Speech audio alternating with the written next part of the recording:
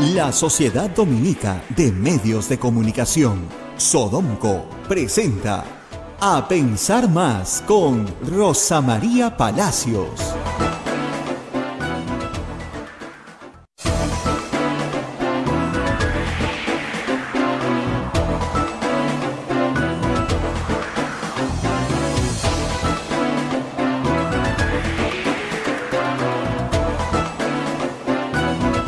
Señoras, señores, muy buenos días. Bienvenidos a Pensar Más con Rosa María Palacios a través de las emisoras de la Sociedad Dominica de Medios de Comunicación, Sodomco. La Sociedad Dominica de Medios de Comunicación está integrada por Radio Santa Rosa en Lima, Radio Santo Domingo en Chimbote, Radio San Martín en Arequipa, Radio Cepagua en Ucayali, Radio Quillabamba en La Convención, Radio Madre de Dios en Puerto Maldonado.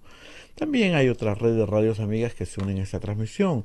En Huánuco tenemos a Radio Huánuco, en Ayacucho Radio La Voz de Ayacucho, en Puno Radio Pública, en Ancash Radio Moro, en Huancayo Radio Cumbre, en Satipo Radio Estación Radio Milenio, en Abancay Radio Estación Solar, en Yurimagua, Radio Oriente, en Cajamarca, Radio Los Ángeles, en Lampa, Radio San Valentín, en Cerro de Pasco, Radio Activa, en Guanta, Radio Continental, Onda Digital TV también nos está poniendo en su pantalla y también Fuego TV nos pone en sus pantallas a través de la señal de cable.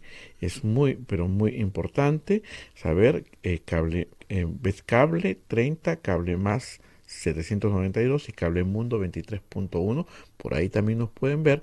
Y también estamos en el podcast. Metagua nos pone en podcast, así es que por todos los medios y las plataformas móviles, el Facebook de Radio Santa Rosa, el Facebook de Radio Quillabamba, el canal de YouTube de Radio Santa Rosa y nuestra página web www.radiosantarosa.com.pe. Hoy 24 de marzo estamos listos para compartir el programa. Ya nos está esperando Rosa María Palacios. Rosa María, ¿cómo estás? Muy buenos días. Muy buenos días, Abel. Muy buenos días a todos nuestros oyentes en el Perú y en el mundo entero. Hoy día, por supuesto, tenemos que empezar con las personas que nos ayudan, con las personas y empresas que nos ayudan a sacar adelante este programa. Y comenzamos con la Pontificia Universidad Católica del Perú. ¿Tu hijo aún no sabe qué carrera estudiar? Los invitamos a participar en los eventos virtuales gratuitos que la PUC ha diseñado para ayudarlos a explorar y descubrir su vocación de la mano de profesionales. Suscríbete en eventoscomienza.puc.edu.pe. Comienza a ser grande. Pontificia Universidad Católica del Perú. Hotel La Cuesta de Caima, de la Asociación Santa Catalina de Cena de las Madres del Monasterio de Santa Catalina, es la mejor opción para tu estadía en Arequipa. Lo recaudado por el hotel sostiene las instituciones de apoyo social de las madres, que benefician a niños, niñas, mujeres y adultos mayores en estado de vulnerabilidad. Informes en el Facebook e Instagram del Hotel La Cuesta de Caima, Arequipa. Policlínico Ángeles de la Salud ofrece servicios de calidad en salud a precios al alcance de todos. Servicios de rayos X, mamografías, laboratorio de análisis clínico, ecografía, colonoscopía, endoscopía, tópico, farmacia y servicio de ambulancia. Contamos con un staff de médicos de alta calidad y modernas instalaciones con todas las normas de bioseguridad.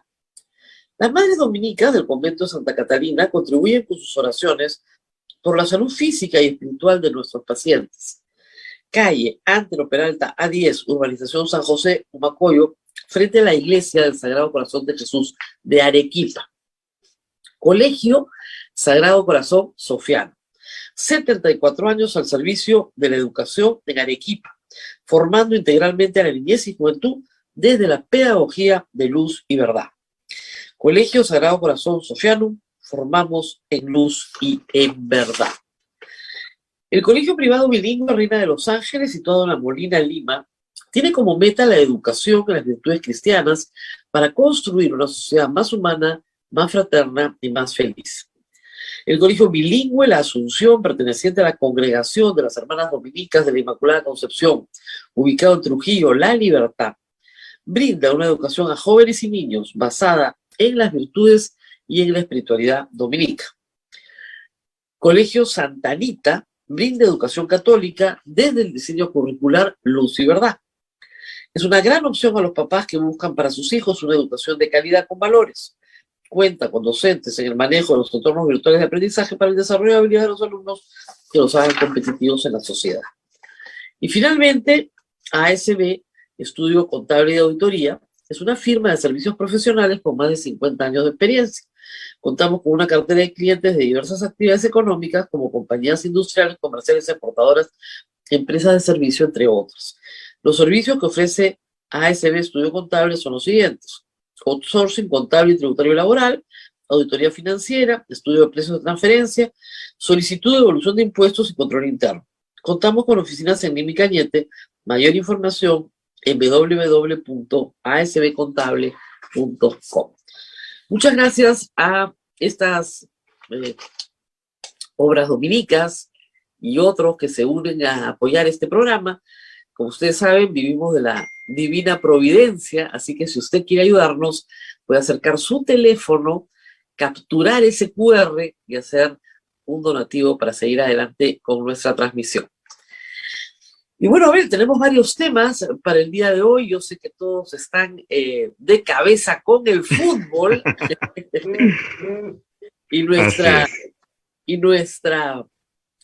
plana de periodistas es tremendamente futbolera, y yo no, pero yo espero lo mejor, como siempre, para el Perú. Lo único que les puedo decir es que cuando el adversario es grande, y el adversario en este caso es muy grande, pues el triunfo es mucho más bonito, ¿no?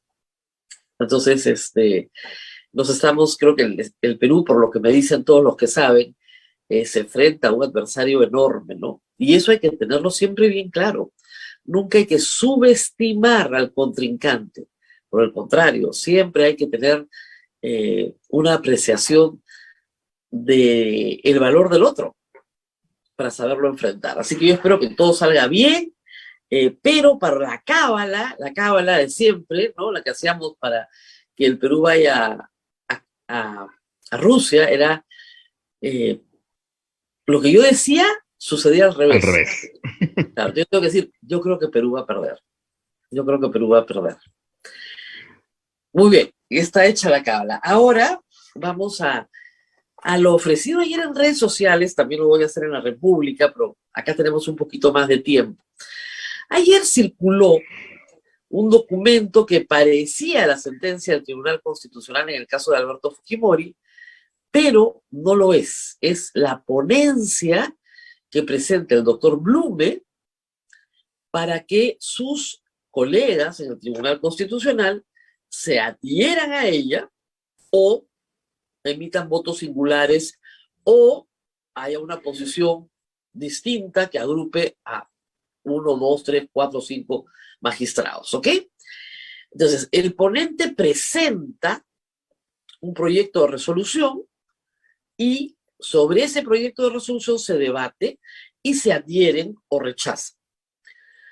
Lo que pasó en el Tribunal Constitucional hace ya una semana, ojo, ya estamos jueves, es que esta ponencia se debate y se adhieren a ella el doctor Ferrero y el doctor Sardón. Y estando 3-3, el doctor Ferrero hace uso del voto dirimente que le da la presidencia y se convierte en 4-3. ¿Ok? Eso es lo que sucede. Por lo tanto, no conocemos los votos singulares del doctor Eloy Espinosa, de la doctora Marilena Ledesma, del doctor Miranda. No sabemos si ellos han hecho una ponencia conjunta o cada uno ha presentado un voto singular, que es lo más probable.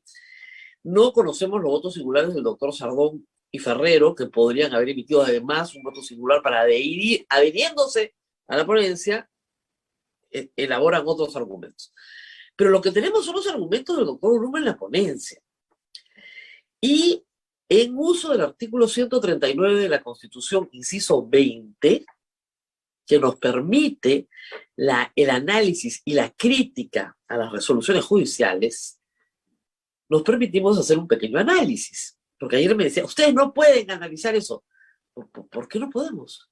Es un derecho constitucional. Y yo no creo que ninguno de ustedes quiera renunciar a sus derechos constitucionales, ¿no? Que son además irrenunciables. Artículo 139 de la Constitución inciso 20, el principio de realizar críticas y análisis a las resoluciones judiciales. Muy bien. ¿Qué dice el doctor Blume? Algo de esto lo comentó el doctor Eloy Espinosa cuando lo entrevistamos este lunes, pero ya visto en blanco y negro se desarrollan mejor los argumentos. Yo diría que tiene dos grandes argumentos y uno que se deriva de estos dos, digamos que tres argumentos. El primer argumento del doctor Blume es que la Corte Suprema es incompetente para declarar nulo el indulto concedido por Pedro Pablo Kuczynski y Alberto Fujimori. No es competente, no le corresponde, no es el juez llamado a. ¿Ok? Ese es el primer argumento. Suena fuerte, ¿no? Nadie puede abocarse a una causa que no le corresponde, también lo dice la Constitución. El segundo argumento de Blume es que en nuestra Constitución el presidente de la República no tiene limitación alguna para indultar. Y que las limitaciones tienen que ser parte de lo que se llama un bloque de constitucionalidad y que tal bloque no existe. Por lo tanto, tiene amplia discreción prácticamente para hacer lo que le da la gana sin escapar, dice, de algún nivel de control de la constitucionalidad de la decisión, ¿no? Pero la discreción es amplísima.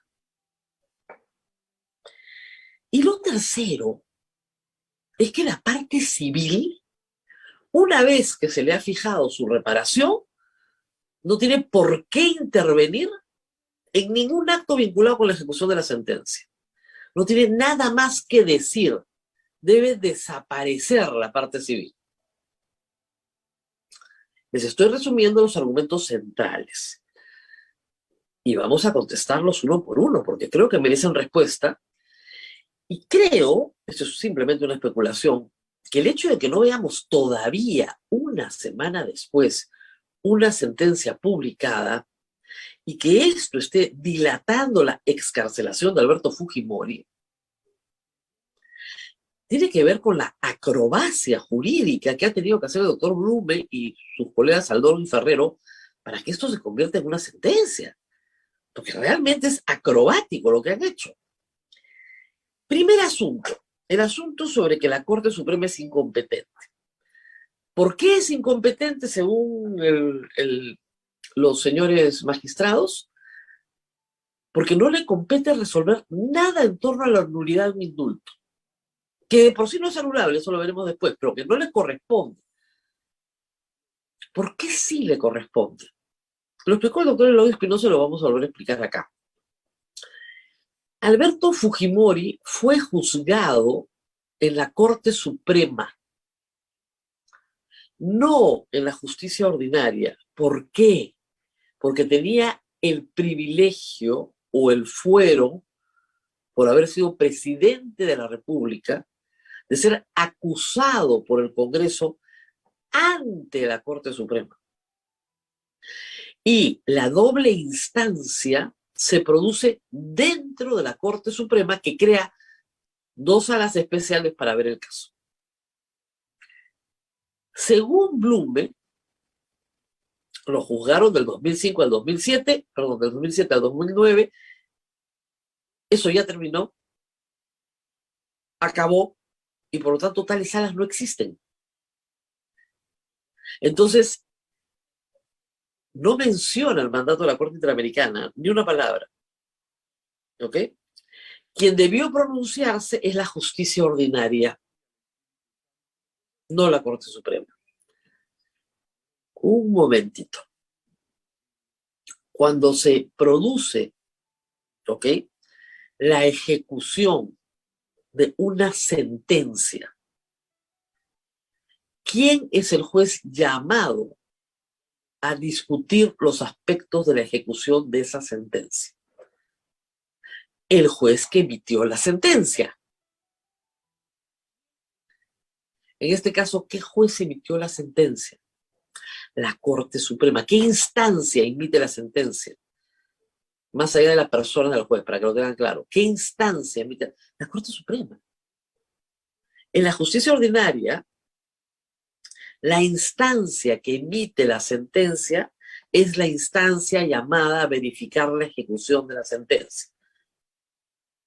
En la justicia para personas aforadas, la instancia que emite la sentencia es la Corte Suprema, por lo tanto es la llamada. ¿De dónde sacan que es incompetente? Es una cosa rarísima. Entonces, ¿quién es el juez de ejecución penal del caso Alberto Fujimori? La Corte Suprema. ¿Qué pide la Corte Interamericana de Derechos Humanos? Que esa instancia se pronuncie sobre el indulto. Eso es lo que pide. Bajo los parámetros que le pone la Corte. Y eso es lo que hace la Corte Suprema, en 2 instancias dentro de la Corte Suprema. ¿Ok? Ese es un argumento francamente bien fácil, ping, de revertir, facilísimo. El segundo argumento es el tema de que el presidente puede indultar, que no hay límites. Y el señor Blume se olvida de 2 cosas bien importantes.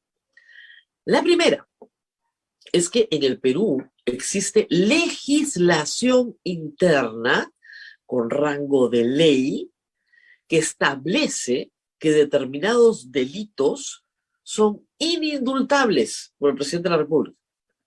Narcotráfico y terrorismo no admiten indulto en el Perú, ni secuestro agravado. Y resulta que el señor Alberto Fujimori ha sido condenado por el secuestro agravado de Gustavo Gorriti y Samuel Dyer. Ese es el delito imputado en la justicia peruana. Secuestro agravado. El Congreso de la República, con votos del fujimorismo, por si acaso, estableció una lista de delitos que no admiten indulto. Por lo menos indulto ordinario. ¿Ok? Ordinario. El indulto humanitario, en teoría, podría ser administrado por cualquier delito, pero tendrías que acreditar, ahí sí, las condiciones de enfermedad, que según el señor Blume, no tienen que ser acreditadas porque los poderes del presidente son totales. Admiten inmensísima discrecionalidad. Entonces, miren ustedes, esto es complejo. Hay un tipo de indulto ordinario. El señor está sano, está fuerte, no tiene ningún problema, no se va a morir, lo indultamos. Bueno, sí hay ley que establece que esos indultos no se pueden dar. Y el secuestro agravado es un caso clarísimo en la ley. O sea que por ahí, un secuestro ordinario no cabe para Alberto Fujimori por legislación peruana, y un indulto humanitario tendría que terminar determinadas condiciones. La enfermedad crónica, permanente, que la carcelería cause un menoscabo en la salud de la persona que lo conduzca a la muerte. ¿Ok? Muy bien. Y lo que dice además el señor Blume es que analizado el indulto que se le dio a Alberto Fujimori por la Corte Suprema, ese análisis es una interpretación subjetiva. Para él ahí no hubo ningún fraude, ninguna negociación política. El hecho de que el abogado, perdón, que el médico de Fujimori, dice, un médico que haya atendido alguna vez a Fujimori, el doctor Postigo, integrar a la Junta para la calificación de su enfermedad, no es un problema. El hecho que le administraron un indulto en tan pocos días, con informes contradictorios en tan pocos días, tampoco es un problema. No hay problema, porque la Corte Suprema ha hecho una interpretación subjetiva. Subjetiva. Mire, será subjetiva para quien es ciego. Había un proceso para vacar al presidente de la República y 3 días después le dan un indulto a Alberto Fujimori. ¿Qué les pasa? Lo puede negar Kenji, que está en proceso. Ayer habló Pedro Pablo Kuczynski en el mismo proceso, lo negará porque están procesados por eso. No se van a incriminar. Pero tienes que ser ciego para no darte cuenta de un hecho que es objetivo. Alberto Fujimori está vivo. Y en teoría ese indulto fue dado porque hace 4 años se moría. Y hay algo más que no menciona para nada la ponencia de Blumen. Y es que la Corte Interamericana, en la sentencia Barrios Altos, establece que no cabe amnistía, indulto o cualquier medida que implique el perdón o el olvido de la pena en casos de graves violaciones de derechos humanos como el de Barrios Altos, por el cual se le juzga a Alberto Fujimori. El caso de Barrios Altos es emblemático. Entonces, no hay indulto por legislación peruana y no hay indulto por jurisprudencia de la misma Corte en el mismo caso que se está juzgando, y el señor Blumen no menciona ninguna de las dos razones. Y habla de que la convención señala que se puede indultar o conmutar la pena de muerte. Pero el señor Alberto Fujimori no ha sido condenado a muerte porque no hay pena de muerte en el Perú por los delitos que él cometió. ¿A qué viene la referencia? A la nada.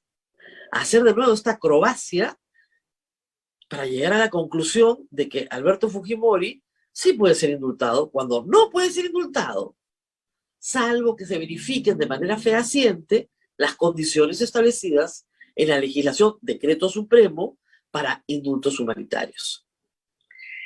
Sobre el tema de la parte civil que mencioné hace un momento, miren, toda la jurisprudencia de la Corte Interamericana de Derechos Humanos establece con claridad que las víctimas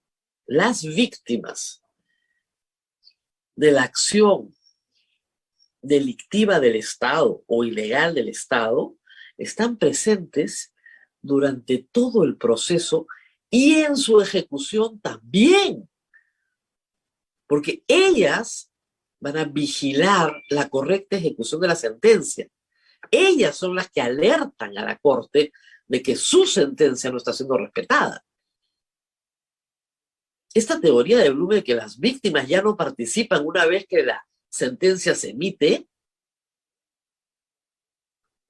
contradice toda la jurisprudencia de la Corte Interamericana de Derechos Humanos. ¿No se enteró? Hay algunos argumentos adicionales, estos son un poquito más complicados, ¿ya? Porque son procesales, entonces, ok. Y estos son los que apunta el doctor César Azabache, a quien siempre invitamos a este programa y que publicó ayer en Facebook, y creo que son muy valiosos, que tienen que ver con la misma solicitud del doctor Parco. El abogado Parco presenta una solicitud específica, presenta un recurso de agravio constitucional, porque en Ica, el juez de Ica, para hacerlo bien sencillo, le niega el habeas corpus. ¿Ok? Entonces, lo que él quiere es que el juez de Ica, ¿no es cierto?, sea al cual el Tribunal Constitucional le dice: oiga, señor de Ica, su resolución es nula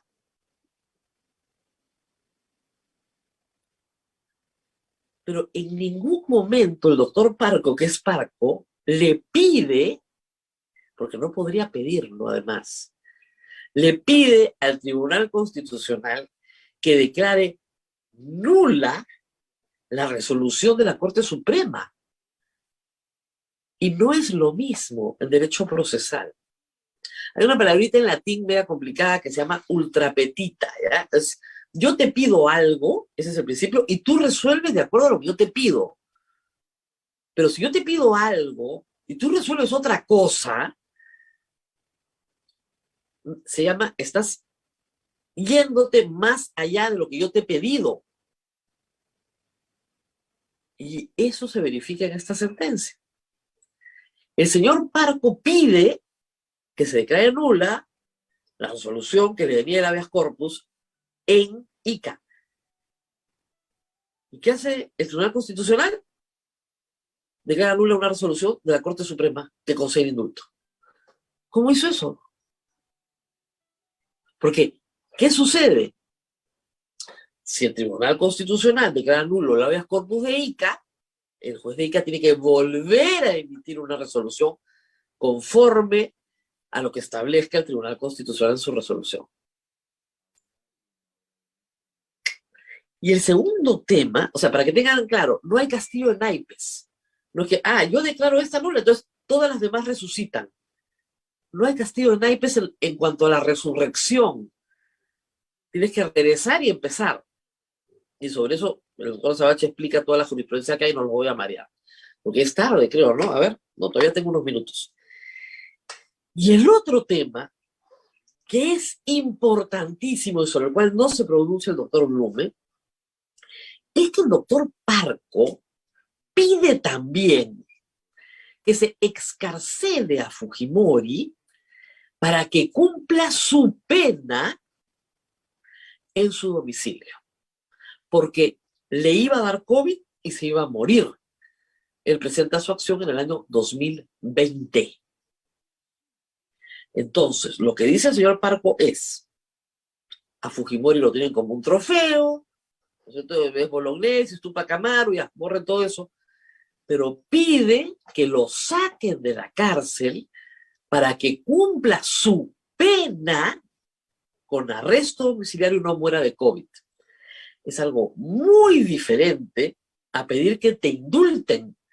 Cuando te indultan, te perdonan la pena. Eres un hombre libre. Es muy diferente que solicitar, señor, no lo indulte, mándelo a su casa que cumpla su pena. Sigues cumpliendo tu pena por el COVID. El señor Blume se olvidó del COVID. No hay una palabra sobre el COVID de Alberto Fujimori, me imagino con sus 3 dosis bien colocadas. Ni una palabra. La razón del habeas corpus del doctor Parco, que es Parco, como eso lo dice mucho, es sacar de la cárcel a Alberto Fujimori para que vaya a un domicilio y que no muera de COVID, porque tiene derecho a la vida, por supuesto, y derecho a la salud. Y esos derechos nunca se pierden. Y sobre eso, cero balas en la resolución del doctor Blume. Porque si tuvieran que pronunciarse sobre eso, todo lo demás sería una contradicción. Y si tuvieran que pronunciarse sobre esto, habría que ver si las condiciones de un preso que está solitario en la Diroes son propicias para que se contagie de COVID. Cosa que, digamos, sí fue cierta en los penales del Perú. Y que la gestión del anterior jefe de la INPE, del INPE, pudo controlar después de meses de una mortandad espantosa que hemos denunciado en este programa. Pero no es el caso de Alberto Fujimori. Y no se pronuncia sobre eso. Es decir, sobre lo que pide el peticionario, el tribunal no se pronuncia. Y sobre lo que no pide, sí se pronuncia. Eso es inaceptable. Por esa razón, creo yo, el doctor Nakazaki estaba un poco molesto. ¿Por qué? Porque él había presentado un habeas corpus bien hecho, más recientemente, que gira en los ejes de la salud y la vida, como derechos constitucionales.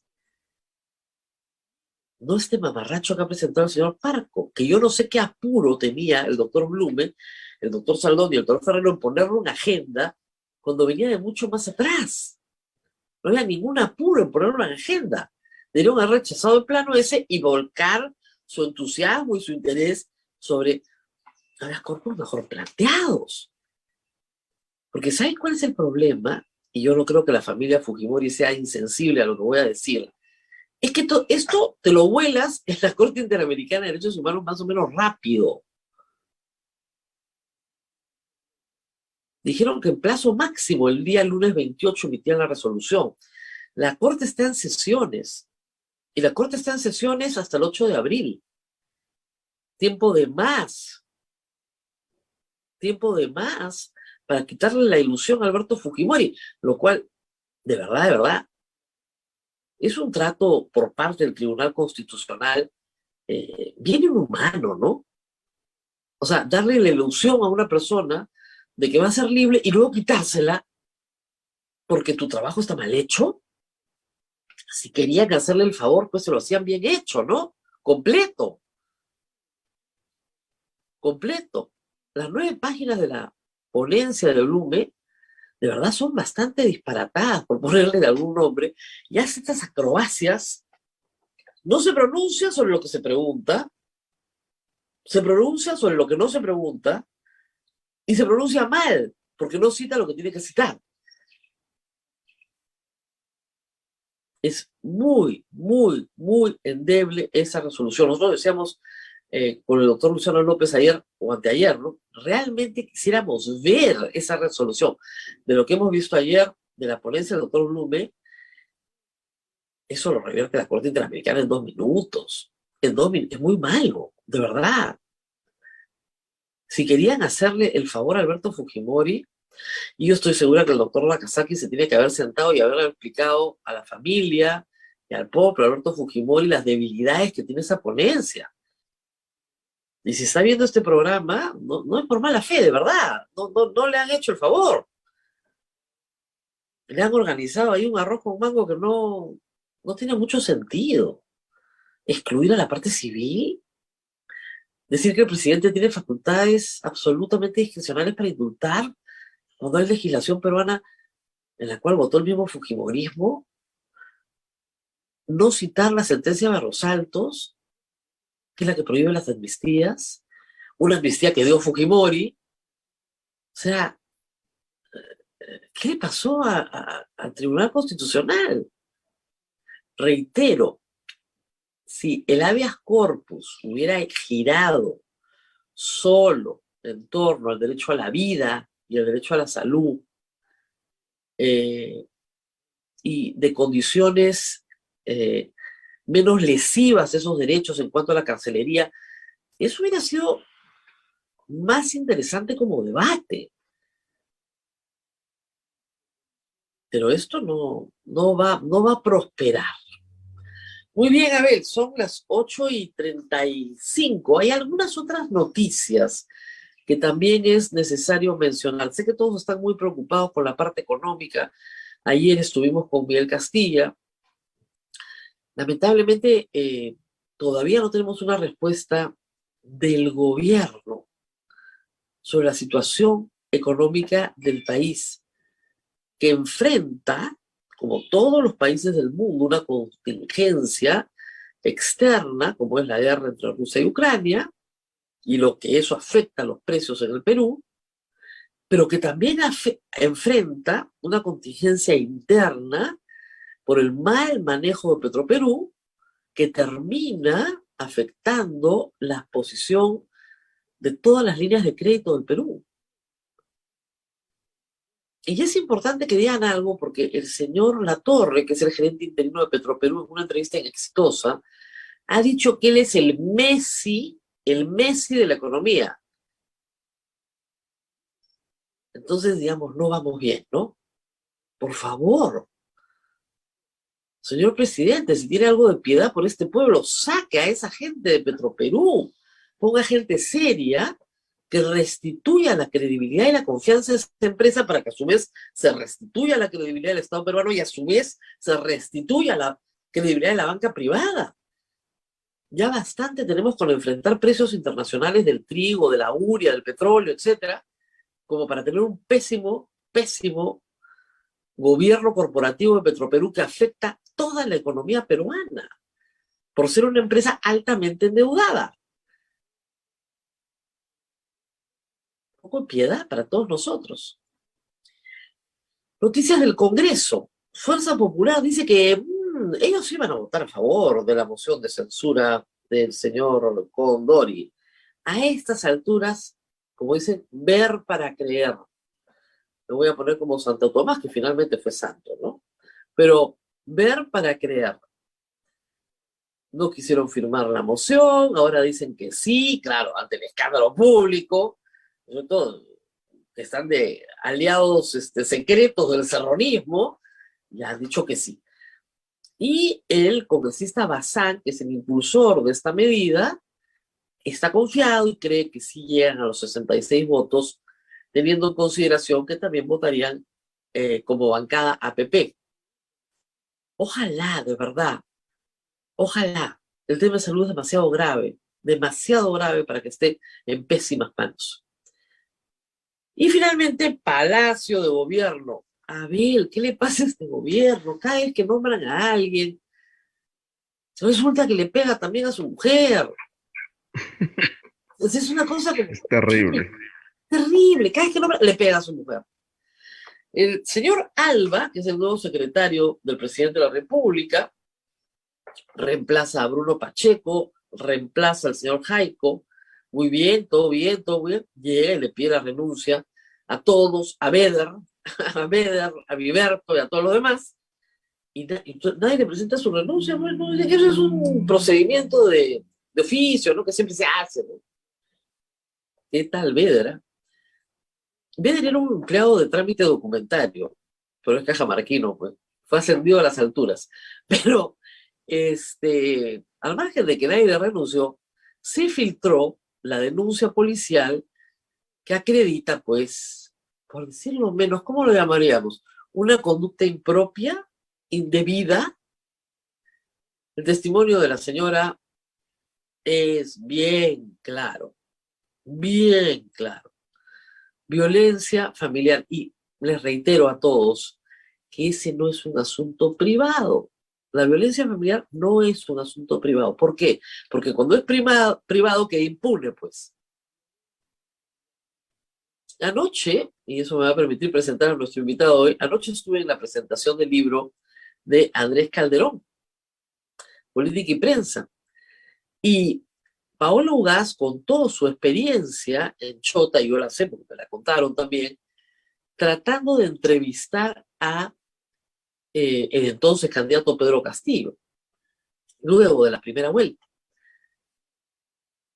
Y la experiencia que tuvo era la siguiente. Si la periodista era mujer, Pedro Castillo no te daba la entrevista. Si era hombre, le enseñaba todo, encantado, ningún problema. Se reunía con su círculo de hombres ronderos, pero si era mujer, te podía caer la lluvia encima y no te daba entrevista. Te sacaba, estaba incómodo. Él a las mujeres no les contesta. A mí me contestó en enero del año pasado, pero claro, ahí nadie lo quería entrevistar, ¿no? Nosotros buscábamos a todos los candidatos que nadie quería entrevistar, porque justamente este programa trata de darle una ventana, una oportunidad a todos, ¿no? Pero Paola Ugaz contó en su testimonio personal que fue, claro, el tremendo machismo del presidente de la República. Y resulta que cada vez que nombra a un personaje importante en su entorno, aparecen personas con historias de violencia familiar. No es un gobierno que quiera a las mujeres. Lo de Valeria pues fue la locura, no era el primer ministro. Pero hasta ahora el ministro de Defensa sigue manteniendo la denuncia. Dice que él le ha arreglado con su mujer, ¿no? Miren, la violencia familiar está en todas partes. Está en el fútbol. Hemos conocido un caso estos días, yo no sé nada de fútbol, pero esa grabación de un niño pidiéndole a su mamá que por favor su papá no le pegue, es una cosa espantosa. Y el club de fútbol dice, bueno, no va a jugar hasta que arregle su asunto familiar. No es un asunto familiar, a la gente de la U, no es un asunto familiar. No lo es. Cuando es un asunto familiar, deja de tener castigo, deja de tener sanción. E igual pasa con los funcionarios públicos. Pero parece ser que al presidente de la República no le importa que le peguen a las mujeres, le parece normal. Le debe parecer normal pues, que le peguen a las mujeres. Entonces, si tiene al lado de él gente que le pega a su mujer, bueno, pues así es, pues. No, es que no es así, pues. Así no es. Hay pegalones en el Congreso también, ¿ah? Los antecedentes de los congresistas los terminamos de conocer cuando les cae la luz pública encima. Si no, pregunten al ministro de Agricultura, que es congresista. Pero igual, no está bien que ello ocurra. Y lamentablemente el presidente tiene que buscar otro secretario, porque ese no le sirve. Nos tenemos que ir a una pausa. Creo que hemos cubierto lo más importante y ya está con nosotros. Esperen un segundo que les quiero mostrar algo antes de irnos a la pausa. Ya está con nosotros, lo veo en pantalla. Andrés Calderón, que ha presentado Política con K grande versus Prensa, una relación tóxica en tiempos convulsionados. Es un libro gordo, pero muy entretenido. Me tocó presentarlo ayer, tengo algunas notas para compartir, pero vamos a dejar que Andrés Calderón nos cuente todo sobre este libro que cubre las relaciones entre prensa y poder en un quinquenio dificilísimo, 2016-2021, pero que se proyecta también un poquito sobre los antecedentes y obviamente se proyecta sobre la campaña y sobre el resultado de la campaña, digamos que llega casi hasta febrero del 2022. Vamos a la pausa y regresamos con Andrés Calderón. Así es, Rosa María, y luego a ver si también nos están pidiendo un comentario sobre la reaparición ayer de Bruno Pacheco. Ayer reapareció en radioprogramas. Él dijo que no está obstruyendo la justicia, sino que no acude a la fiscalía porque el proceso es irregular.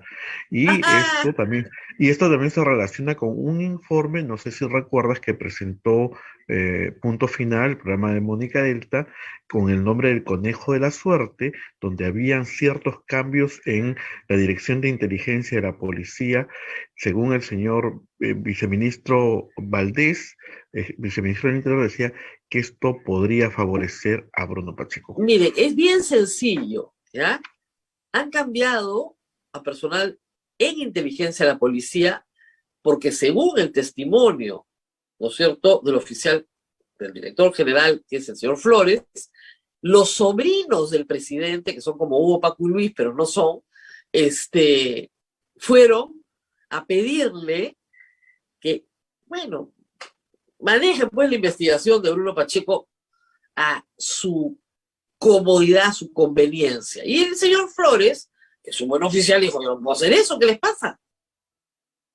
Si el señor Bruno Pacheco no se presenta, el único que pierde es el señor Bruno Pacheco. Porque cuando le pongan la prisión preventiva, van a ordenar su captura. Así que yo no sé quién será su abogado, pero ojalá que lo asesore un poquito mejor y le explique que no puede dejar de presentarse a las citaciones fiscales porque él dice que no le gusta la fiscal, que le están jugando sucio. Ah, sí, eso dicen todos los choros, ¿ah? Vaya usted al Urigancho y pregúntenle a todos los delincuentes si el juez ha sido bueno con él, el señor juez. No, señorita, el juez es una lacra, me ha tratado mal, me odia porque soy chalaco, lo que fuera, ¿se dan cuenta? Ese no es un argumento de una persona seria. Si siguen faltando a sus situaciones fiscales, lo único que demuestra es que obstruye la actividad probatoria. Y esa es la causal más importante para que te manden a la cárcel de manera preventiva. Entonces, si tiene un buen abogado, que le explique, pues. Vamos a la pausa y regresamos. A la pausa, Rosa María, agradeciendo a ASB Estudio Contable y Auditoría, firma con servicios profesionales con más de 50 años de experiencia. Contamos con una cartera de clientes de diversas actividades económicas como compañías industriales, comerciales, exportadoras, empresas de servicio, entre otros. Los servicios que ofrece ASB Estudio Contable son los siguientes: outsourcing contable, tributario y laboral, auditoría financiera, estudio de precio de transferencias, solicitud de devolución de impuestos y control interno. Contamos con oficinas en Lima y Cañete. Más información, página web www.asbcontable.com. Pausa, retornamos. Sodomco, Sociedad Dominica de Medios de Comunicación.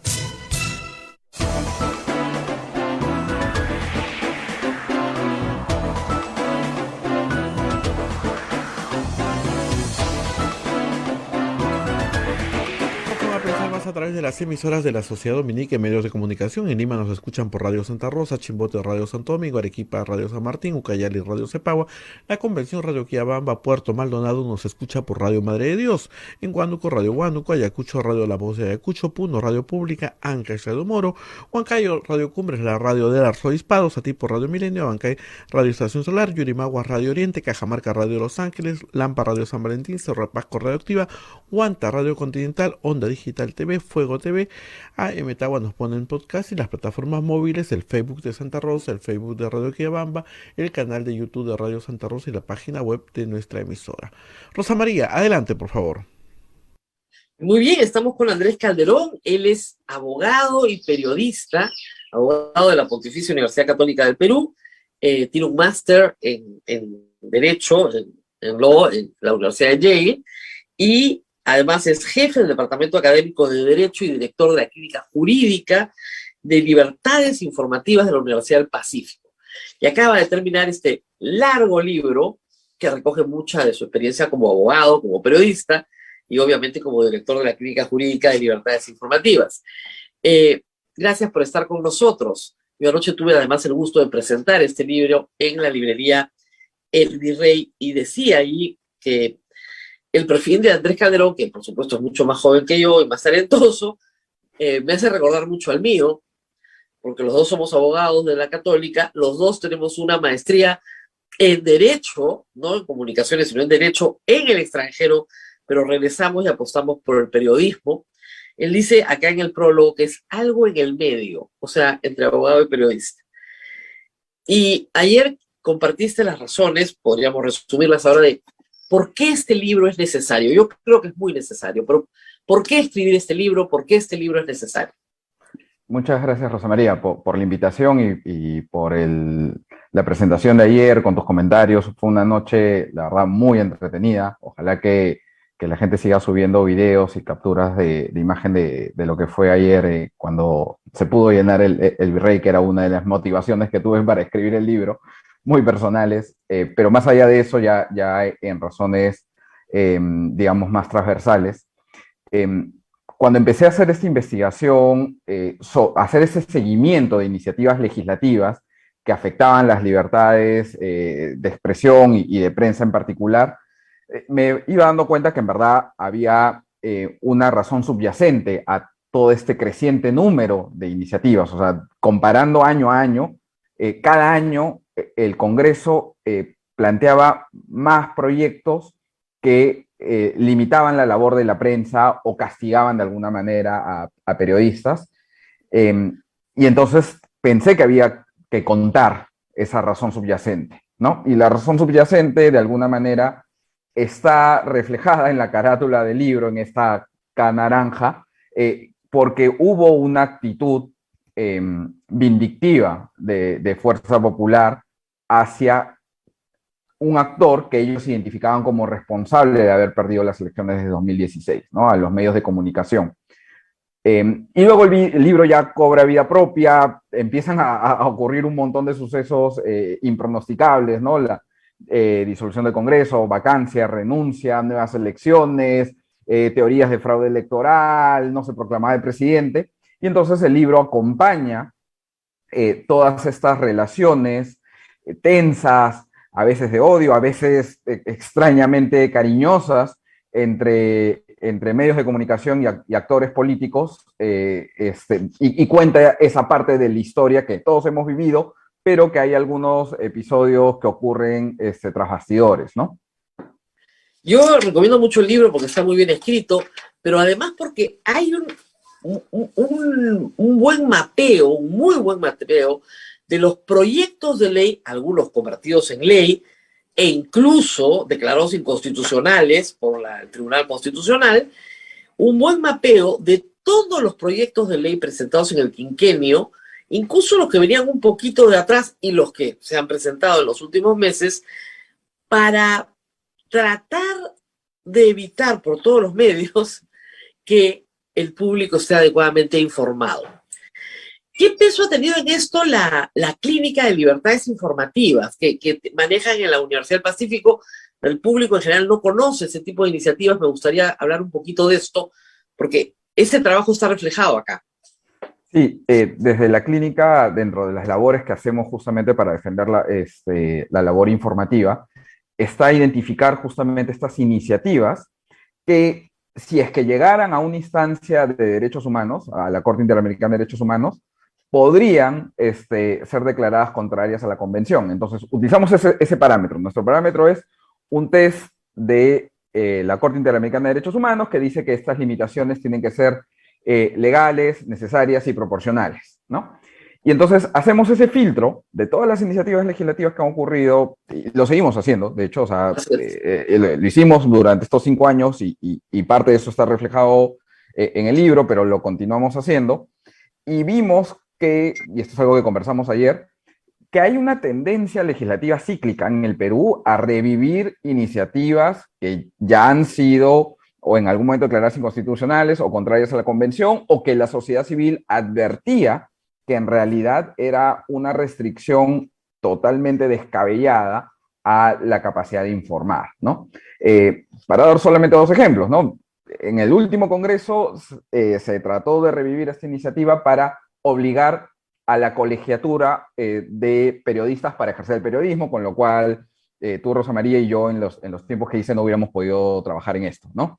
A pesar de que hace 30 años la Corte Interamericana ha dicho que eso es contrario a la Convención, ¿no? Y el Tribunal Constitucional también lo ha dicho. Luego ha habido iniciativas legislativas que han intentado castigar a los periodistas que difunden información obtenida de videos o audios de conversaciones privadas. Lo hizo Velázquez Quesquén hace varios años, lo hizo Becerril hace unos pocos años. Hoy el Congreso intenta castigar la difusión de información vinculada a los procesos de colaboración eficaz, ¿no? Entonces, tanto repetimos esto que creo que ya había la necesidad de dejar algún tipo de testimonio para señalar justamente los errores repetitivos de nuestro proceder político. Ahora, para que se calmen todos, antes que decir, claro, es un libro de crítica al Congreso, no se equivoquen, porque el libro también contiene, y eso es muy importante, una crítica a la conducta de los periodistas y de las empresas periodísticas sobre sus deberes éticos y sobre la ética que tiene que regir, porque Andrés también es miembro del Tribunal de Ética del Consejo de la Prensa Peruana, y de lo difícil que es, en el fondo, poder hacer cumplir estándares éticos en los medios de comunicación peruanos. Es muy difícil. Y yo quisiera que nos hables un poco sobre eso a la luz de la última campaña, que tantos dilemas éticos ha planteado, ¿no? Sí, nuevamente, ¿no? Los problemas en la vida política, pero también en la vida mediática son cíclicos, y en la última campaña vimos el cambio de la dirección periodística del conglomerado televisivo más importante, ¿no? De Canal N y Canal 4, y el libro cuenta la historia de adentro, de cómo se produce tanto esta salida como las decisiones que toma el nuevo director periodístico, Gilberto Hume, que generan tensiones con la gran mayoría del equipo periodístico que trabaja en el canal. Las personas con las que converso, algunas ya no trabajan en ese canal, otras siguen trabajando en ese canal, pero no solamente ese canal, también tocamos decisiones controversiales que se adoptaron en Latina, en RPP, en el grupo de diarios El Comercio, y preocupaciones que casi siempre seguían un patrón, ¿no? Eran periodistas que reclamaban porque no se estaba dando una cobertura objetiva a la campaña, riesgos que ellos mismos enfrentaban, sentían que sus reporteros que cubrían los mítines se ponían en peligro porque constantemente les reclamaban, oye, ustedes están tergiversando la información o no están transmitiendo los mítines de Pedro Castillo, le están dando toda la cobertura a Keiko Fujimori, al punto que incluso en un medio de comunicación le reclaman al director y le dicen, oye, no estamos cumpliendo con los principios rectores de nuestra casa televisiva. Y creo que, digamos, no es el único episodio en donde hacemos una mirada introspectiva, un poco crítica de la prensa. También hablamos de este famoso reportaje de la DEA del 2016, también hablamos del tema de la relación entre prensa y fiscales a raíz del caso Lavajato. O sea, que ahí creo que un ejercicio colaborativo, porque muchos periodistas, creo yo, con bastante generosidad conversaron conmigo, y en estos diálogos se daban cuenta de que habían decisiones que estaban reñidas con la ética y que no estaban sirviendo al principal objetivo, que es su público, sino en algunas ocasiones a intereses de los dueños de los medios de comunicación o de los directores de estos medios de comunicación alineados con el designio de los dueños, ¿no? Claro. Lo que pasa es que yo siempre explico esto y a veces es difícil de entender. Yo aquí trabajo en una radio pastoral, tú sabes, Abel, que yo les contaba que a nosotros no tenemos mermelada porque nos auspicia la divina providencia, nos auspicia Dios, porque si no, este programa no podría salir al aire, ¿ya? Y todos se reían, pero es verdad, nos auspicia la divina providencia. Entonces, pero sin embargo, este sí es un tema central en la crítica que justifica los proyectos de ley, ¿no? Reciben mermelada, y hay un capítulo especial sobre la ley mermelada y lo demás, pero al mismo tiempo, los periodistas, en algunos casos, y las empresas periodísticas, en muchos casos, han justificado esta crítica con su conducta, sobre todo en las campañas. Entonces, hacer este balance, ¿no es cierto?, termina siendo como un funámbulo Andrés Calderón, porque tiene que hacer un balance y lo dice en la introducción, aquí no hay santos, ojo, ni mártires. Este es un balance sumamente complicado. ¿Cómo has hecho para manejarte en el mundo de los todos somos pecadores?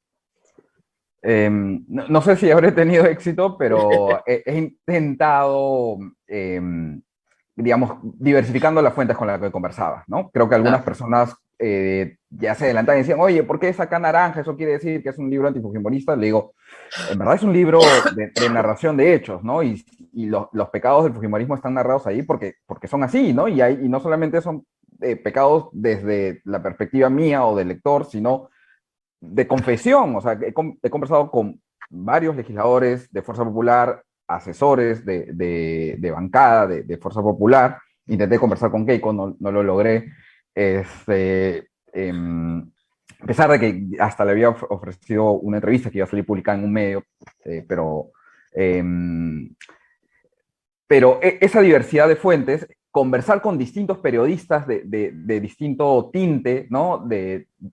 Pude conversar, por ejemplo, con los directores de casi todos los medios del Grupo del Comercio. Yo conversé con Cecilia Valenzuela, con Gilberto Hume, con Aurelio Arévalo, ¿no? Y a pesar de que el libro de alguna manera refleja estas críticas que sus propios periodistas que trabajaban en estos medios están trasladando y que trato de reflejar a través de datos objetivos, decir, ok, acá faltó esta información, tenían esta información y decidieron no transmitirla, decidieron no cubrirla.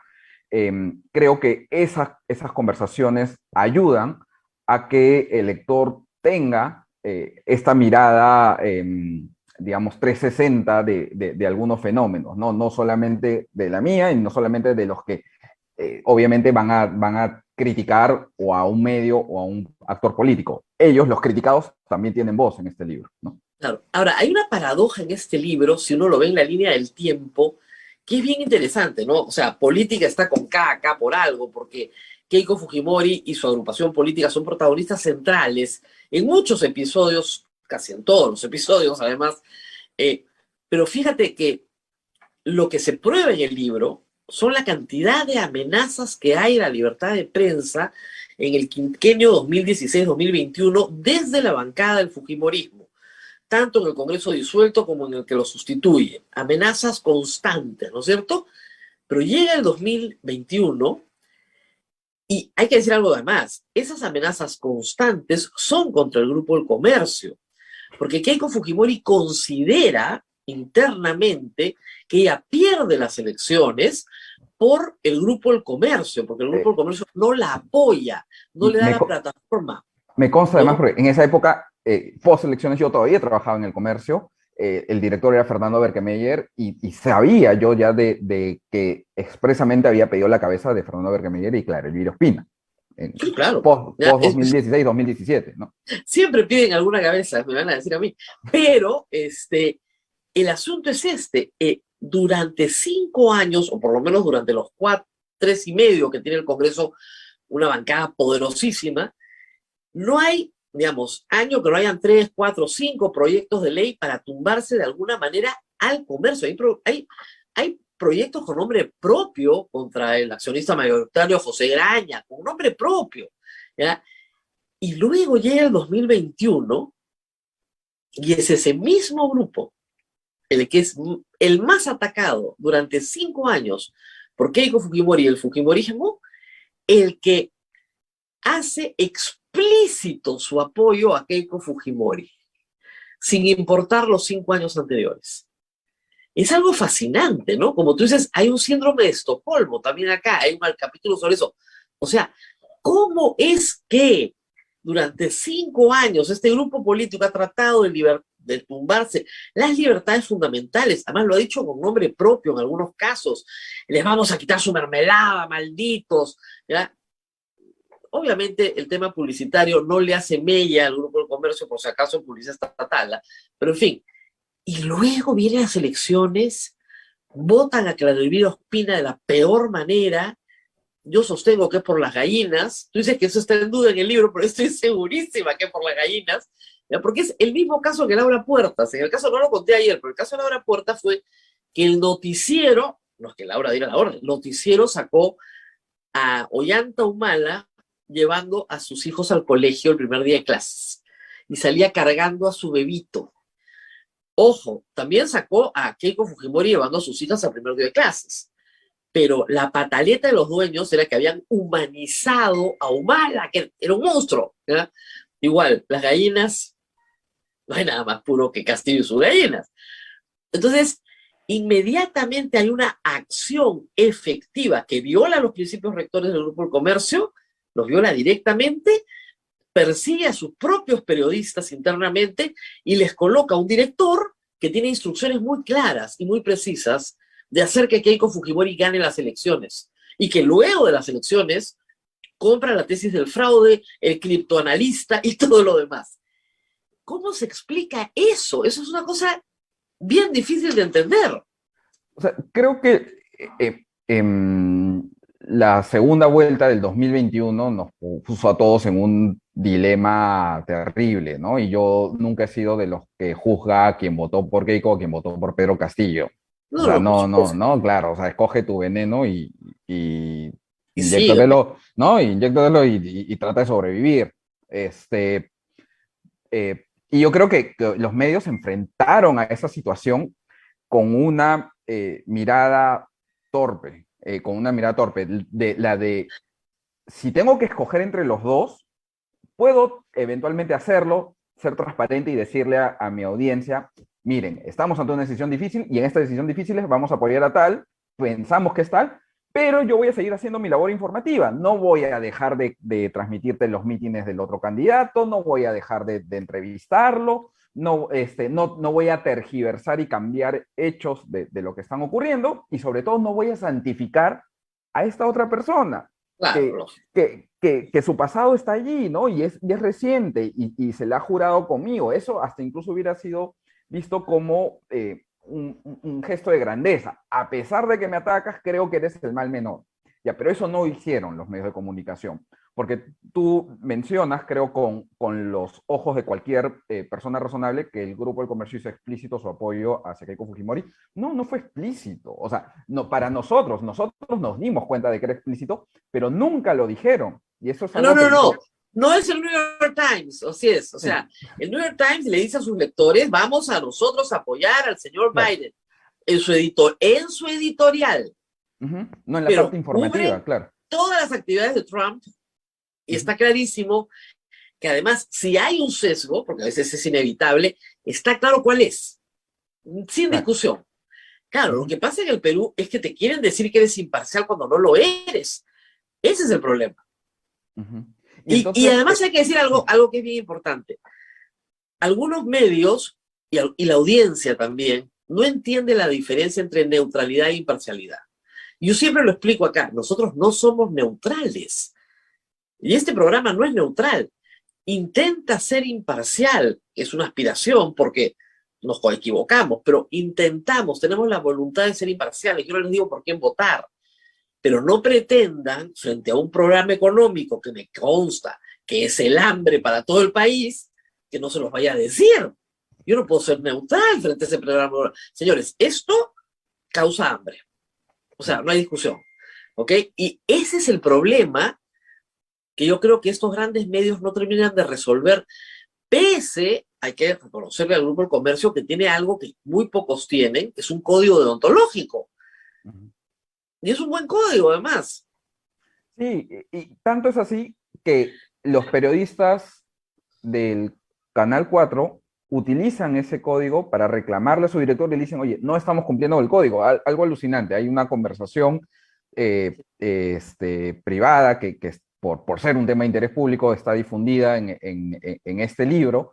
Se ven esa bronca muy fuerte que alcanza, creo yo, su pico máximo el día del cierre de campaña de la segunda vuelta, ¿no? Que cuando, a pesar de que RPP, Willax estaban transmitiendo a pantalla partida el meeting de cierre de Keiko y el meeting de cierre de Pedro Castillo, Canal N decide no hacerlo. Y ahí se cuenta un poco esa tensión que creo que en las palabras propias de los protagonistas se explica un poco mejor esas dificultades a las que uno se enfrenta. Creo que hay otros medios que también abordaron ese dilema. O sea, como nunca, por ejemplo, Latina y RPP sacaron comunicados editoriales, que no era algo para nada común, con un poco de rubor, no terminan diciendo estoy a favor de tal, transmiten su apoyo a algunas ideas y la mayoría de estas ideas eran más cercanas a Keiko que las de Castillo, ¿no? Obviamente. Entonces, ya, a buen entendedor, pocas palabras, por último, ¿no? No, porque además hay un, digamos, hay que decirlo con claridad, ¿no? Si lees el ideario Programa, está claro que la libertad de prensa, en un régimen en el cual Vladimir Cerrón hubiera sido presidente y hubiera contado con amplia mayoría parlamentaria, la libertad de prensa tal como la conocemos desaparecería, pero lo dice claramente, él no miente, él nos dice lo que piensa, o sea, y creo que eso hay que agradecérselo porque es muy honrado en decir que la libertad de prensa tal como la conocemos no existiría bajo un régimen de Vladimir Cerrón. Sí, en eso es muy transparente. Entonces, claro, tenemos derecho también a defender lo que creemos es lo mejor para el público, el derecho a tener una sociedad que tenga libertad de prensa porque es una de las expresiones democráticas. Hasta ahí, sí, yo creo que es completamente legítimo de un medio defender la razón de ser de su existencia. Pero lo que tú no puedes es mentir, ¿no? Y creo que el punto más bajo es el criptoanalista, ¿no? Ya eso era... Porque también hay detalles en el libro ese tipo de incidentes, pero también lo que nosotros llamamos, riéndonos en 2011, el efecto las divas del pop. No sé si te acuerdas que estaba juramentando en un evento enorme, Humala, comprometiéndose con la hoja de ruta. Habían votado ya Patricio Montoya de Canal N, había otro director cuyo nombre felizmente no recuerdo, y estaban en plena juramentación y Humala se convertía pues no al liberalismo, pero se convertía por lo menos al libre mercado, ¿ya? Y de repente el conductor dice, bueno, y ahora nos vamos con nuestro reportaje de las divas del pop. ¿Qué pasó? ¿Por qué me sacaste del aire? Es lo que cuentas de la pantalla, desaparecer personajes, situación, es también tomar una decisión editorial equivocada. No puedes desaparecer la realidad, ¿no? Hay un pequeño episodio que solamente lo vamos a mencionar como trailer, es que se pueden enterar en el libro de una oportunidad desperdiciada para entrevistar a Pedro Castillo en los últimos días de la segunda campaña. Hay una decisión de alguien de decidir cortar un enlace que tenían en ese momento en vivo con Pedro Castillo. Y cuando entrevisto a la persona que toma la decisión, me dice, no, yo no lo he hecho, pero luego corroboro con otras dos personas y me enseñan incluso una conversación interna y confirmo que sí, que tomaron la decisión de desaparecer a Pedro Castillo de la transmisión en ese momento, ¿no? Y creo que esto nos da cuenta de esa sensación que existen en algunas personas, en puestos de dirección o en puestos de propiedad de algunos medios de comunicación, que se puede manipular al público a través de la labor informativa, a través de justamente estas decisiones en las que dejo de informarles y que al final uno se termina enterando, ¿no? Como tú bien cuentas, o sea, ya hay protagonistas al interior que eventualmente pueden contar eso. Agradezco a quienes me ayudaron a contar y a narrarlo en el libro. Pero además el público es inteligente, ¿no? El público se da cuenta y creo que eso pasa factura. Y a mí me asusta un poco que el legado de esta campaña también sirva como excusa para más atropellos. Creo que ya le está sirviendo a Pedro Castillo, a los Vladimir Cerrón, a los políticos que dicen que cada rato se victimizan y cada vez que sale algo de la prensa, es la prensa, la misma prensa que sostenía la teoría del fraude y que no quería reconocer la voluntad popular, es la misma prensa que ahora me quiere sacar, ¿no? Entonces, lamentablemente le han dado la excusa, no justificada, la excusa para deslegitimar a las acciones de la prensa vigilante, ¿no? Así es. Y sobre el tema de la autocensura, yo siempre digo que así como tenemos una relación, digamos, tensa con los políticos, también tenemos una relación difícil con los dueños. Por más inteligentes que sean, por más periodistas que muchos sean, porque muchos sí lo son, al final prima un interés económico. Y ese no es el interés del periodista. El interés del periodista es descubrir y difundir la verdad al máximo de sus capacidades. No llegas a la verdad absoluta nunca, pero difundir con veracidad, ¿no? Y uno de los problemas más graves que está en el libro, en distintos capítulos, es el tema de la autocensura. La del periodista que dice, no puedo decir esto porque me quedo sin trabajo. Y hay una frase con la que empiezas el libro de Rebelión en la Granja, que la discutimos ayer, que es genial, de George Orwell, que dice lo siguiente, escuchen bien todos, no es que esté prohibido decir esto o aquello o lo otro, sino que no se hace. Nadie te lo prohíbe, solo que no se hace.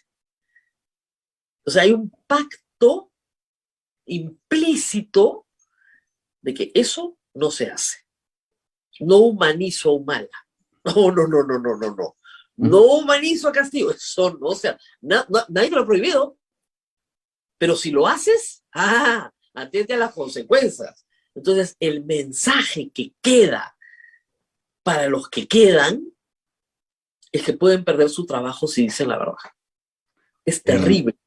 Ese pasaje de la introducción de Rebelión a la Granja tenía otra oración que era la que está discutiendo, cuál uso en la introducción del libro, que dice, lo siniestro de la censura literaria en Inglaterra es que en su mayor parte es voluntaria, sin necesidad de prohibición oficial. Y varias conversaciones que están en el libro con varios periodistas, varios de ellos también lo hicieron on the record, y les agradezco mucho que lo hayan hecho así, comentan que parte de las discusiones fuertes que tenían en sus medios era escoger a quién entrevistaban y de personas, reporteros, diciéndoles, oye, esta persona no está vetada, ¿no? Está bien que podemos llamar a alguien de izquierda o voy a ser yo el chivo expiatorio de esta tremenda metida de pata, ¿no? Cuando llegas a ese tipo de preguntas, es claro que no sientes que vas a hacer bien tu trabajo, ¿no? Y muy probablemente no hagas bien tu trabajo porque, nuevamente, ya no estás buscando honestamente la mejor información para tu público. Estás buscando aquella información, estás tratando de balancearte entre dar buena información al público, pero no molestar al jefe. Y por eso puedes terminar aceptando que te sienten a un criptoanalista para una entrevista, o entrevistando a gente que solamente... Además. Claro, que además trae Carlos Raffo. Que lo trae Carlos Raffo. O a gente, por ejemplo, conversaba con gente de RPP y me decían, todos coincidían en este error. Ellos decían, esto sí fue un error nuestro. En algún momento de las marchas del fraude, invitaron a Vania Tais, ¿no? Y ahí la conocieron, y esta señorita o señora espeluznante en lo que transmitía puro odio, griterío, no razones, ni siquiera pues, escuchaba lo que le estaba preguntando el periodista, y ellos dicen, ahí metimos la pata tremendamente, por esta falsa idea de hay que escuchar simplemente a los dos lados a pesar de que un lado te esté mintiendo, ¿no? Ah, Y darle tribuna a alguien que te va a mentir y que tú ya sabes que te va a mentir y ni siquiera corregirlo en ese momento, es faltarle al respeto a tu público, ¿no? Y creo que de eso también hay unos cuantos pecados que están recogidos en el texto, ¿no? pecados y escándalos, además.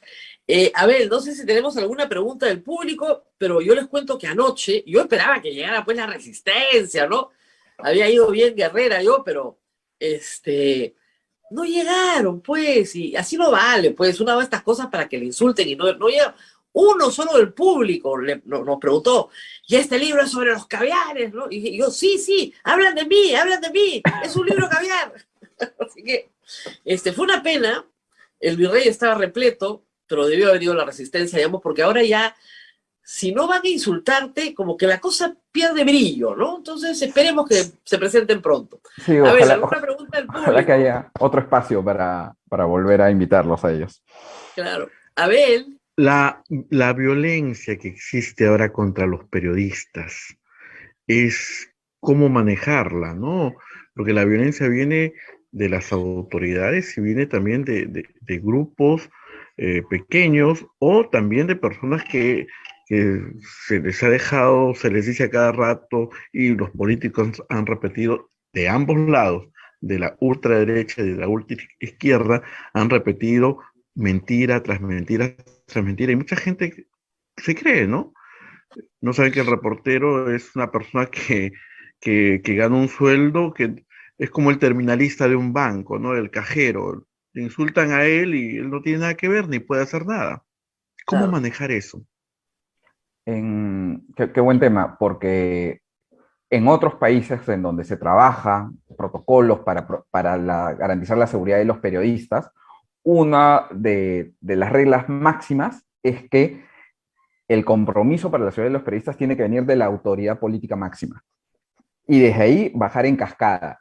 El policía, el jefe de la policía, el Ministerio del Interior, no van a adoptar medidas para asegurar, garantizar la integridad de los periodistas si es que el jefe máximo no se come el pleito, ¿no? Si no dice, oye, respetemos la labor de estas personas. Entonces acá lo que tenemos es el sentido inverso, ¿no?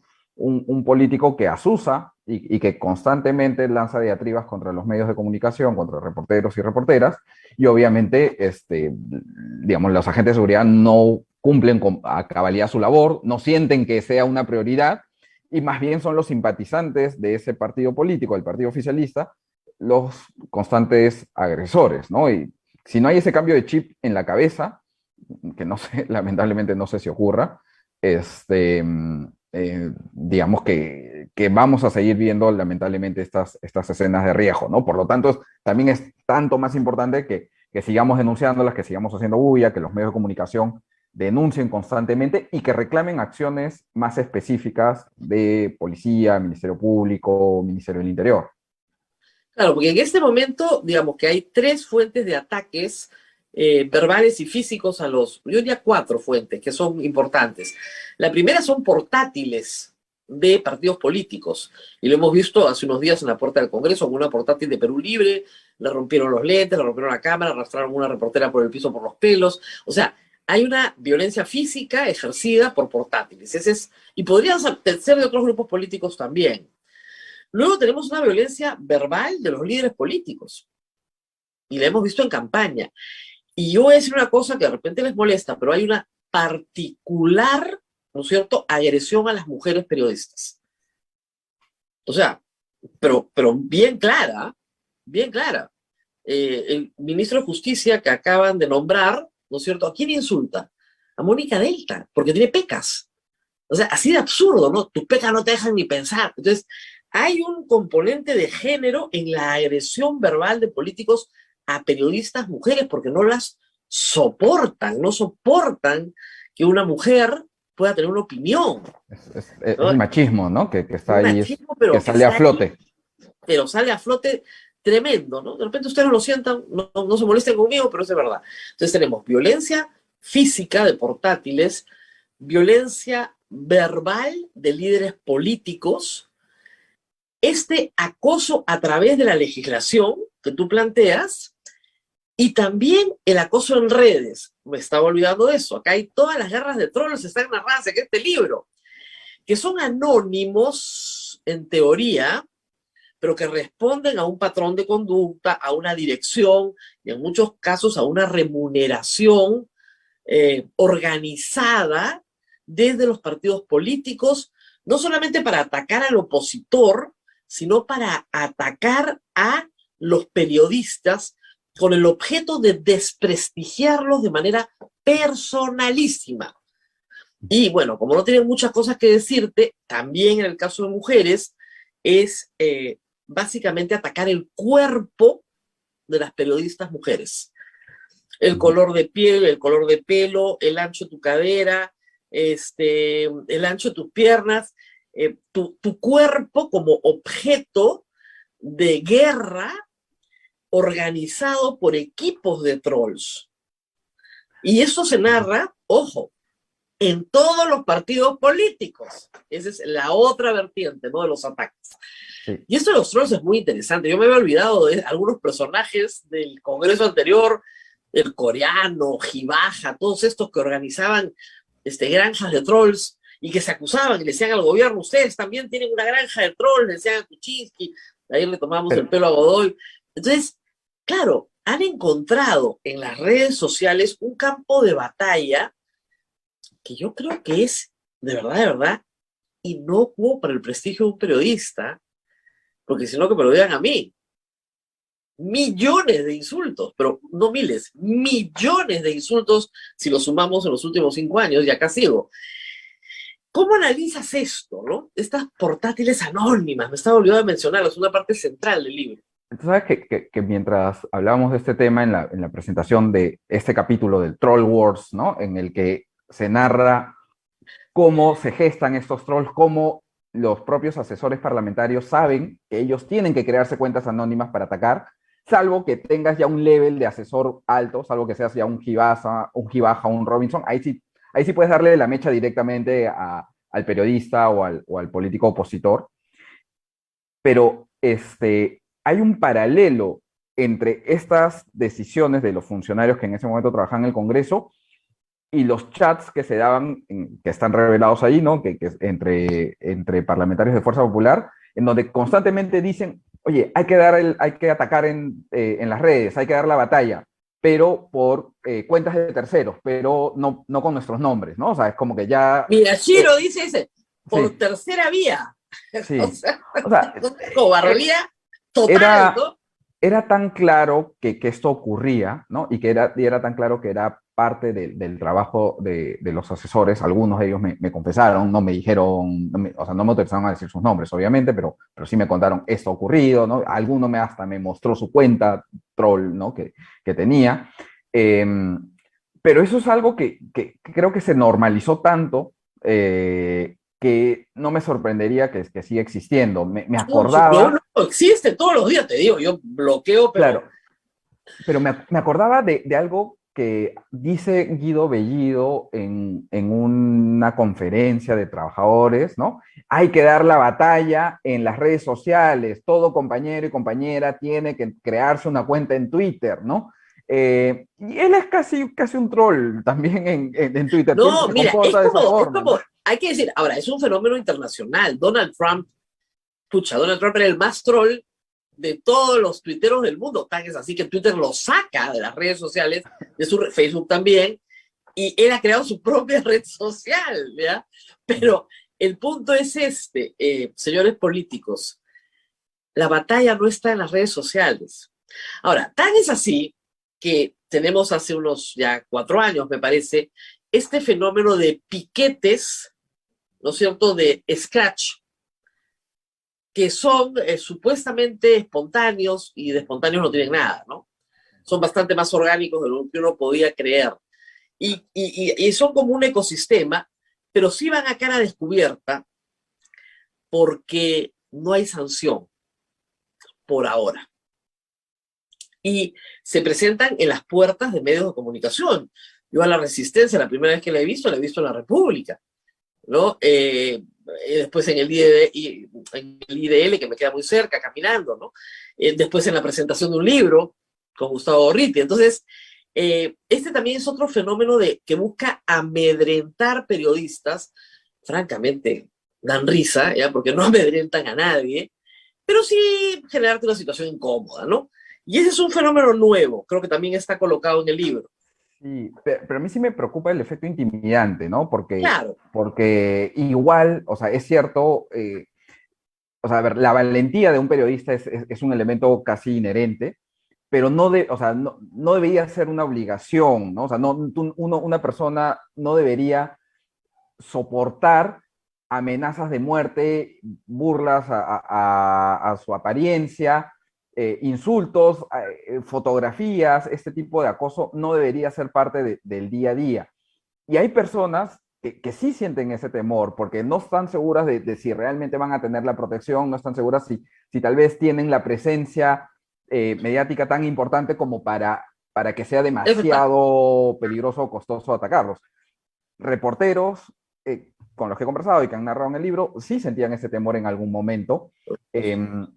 También he tenido oportunidad de conversar con gente sobre todo periodistas mujeres, que me dicen, o sea, decidí apagar esta cuenta de red social porque ya es demasiado. Ahorita, justamente las periodistas mujeres, que creo que han sido las que más han alzado la voz con el tema de Andy Polo, están siendo atacadas por cobardes, ¿no? Por personas que no son capaces de dialogar y entender el justo reclamo que ellas están planteando y Los tratan de bloqueas, intimidarlas. pues.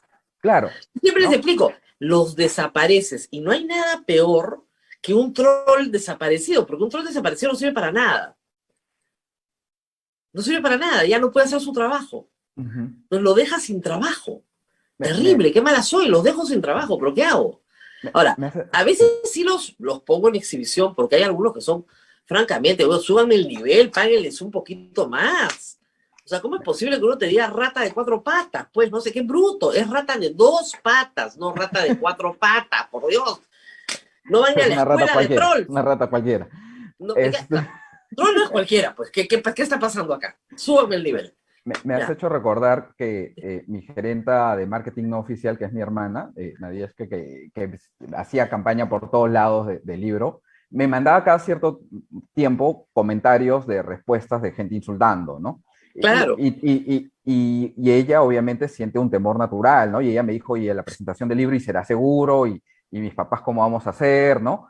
Entonces, claro, yo también estoy curtido porque felizmente ejercí periodismo, me rodeé de gente que me enseñó, ¿no? Y me endureció la piel y a mí no me causa nada ese tipo de agresiones, pero lamentablemente hay personas que sí, ¿no? Y que es natural y que es normal, ¿no? Hace Es poquito normal. hemos visto que una cantante de salsa ha anunciado que se va a retirar del mundo musical por amenazas muy certeras, muy inminentes a su seguridad, ¿no? Claro. Este ambiente, o sea, esto es una de las cosas muy preocupantes, que estamos pasando del discurso violento a la amenaza y a la agresión.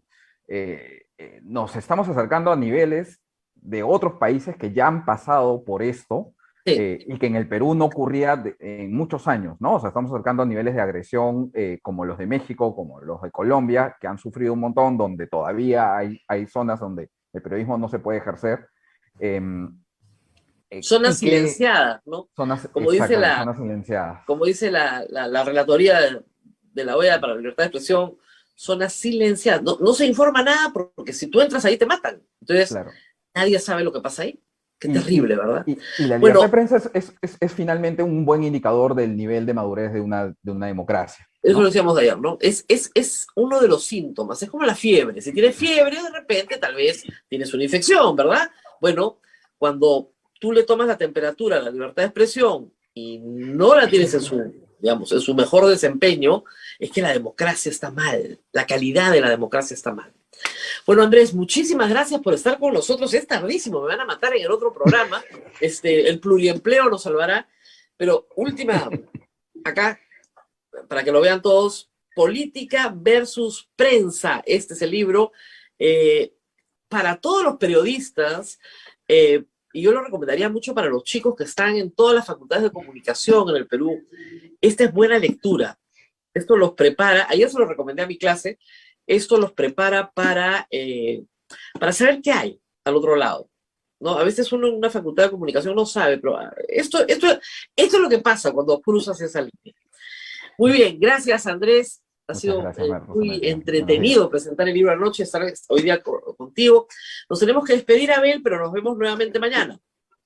Así es, Rosa María. ¿El libro está a la venta en Virrey nomás o hay algunos medios que lo No, puedan en todas las adquirir? librerías. Lo ha hecho Penguin bajo el sello Debate, pero está en todas las librerías, ¿ah? Y es un libro bien ancho, ¿no? Como decíamos ayer, ya ha tenido 1000 vicisitudes, pero está muy...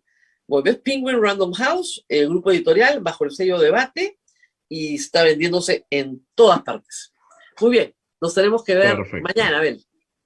Mañana, Rosa María, hasta mañana. Nos ganó el tiempo. Chao, chao. Chao, chao.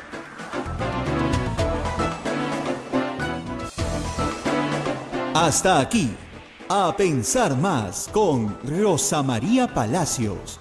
Este programa fue producido por la Sociedad Dominica de Medios de Comunicación, Sodomco.